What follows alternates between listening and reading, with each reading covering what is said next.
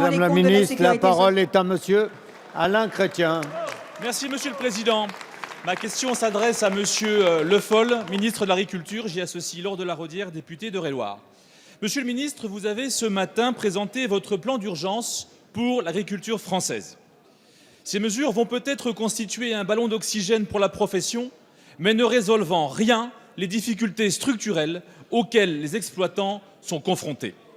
Comme Alstom, en 4 ans, vous avez couru après les problèmes et les crises alors qu'il fallait les anticiper et anticiper un nouveau modèle agricole. Volatilité des cours, compétitivité en berne, contractualisation des filières et complexité administrative sans cesse croissante.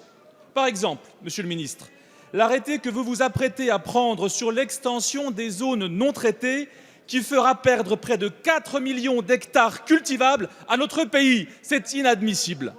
Non, Monsieur le ministre, les agriculteurs ne sont pas des empoisonneurs. Ils veulent simplement vivre de leur travail. Ce n'est pas avec une mesure dogmatique et uniforme comme celle-ci que vous redonnerez confiance à la profession. Alors, Monsieur le ministre, ma question est simple.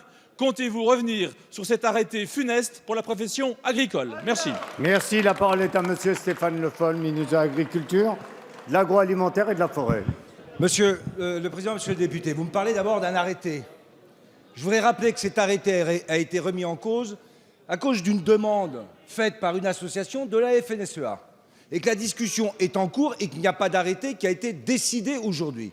Par contre, je vais revenir sur les questions que vous me posez.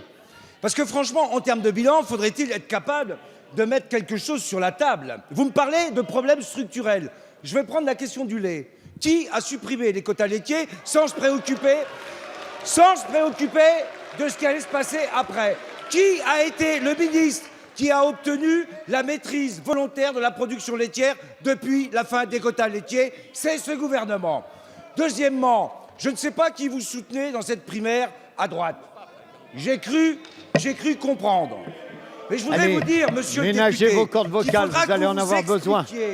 Pour savoir comment, avec 100 et 150 milliards d'économies de la dépense publique, vous venez nous donner des leçons sur les plans de sauvetage de l'agriculture. Allez expliquer à l'agriculture qu'en diminuant de 300 à 1 million le nombre de fonctionnaires, vous allez être capable de traiter les dossiers de l'agriculture. Allez expliquer ensuite que les mesures libérales que vous proposez répondent aux enjeux aujourd'hui des agriculteurs de France. Quand on est dans l'opposition, on a un certain confort, monsieur le député. Faut-il qu'au bout du compte, vous soyez capable de vous expliquer? Et vous n'êtes pas capable de vous expliquer.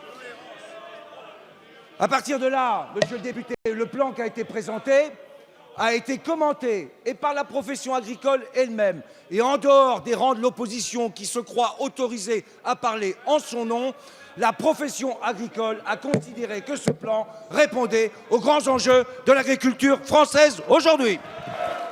Merci, monsieur le ministre.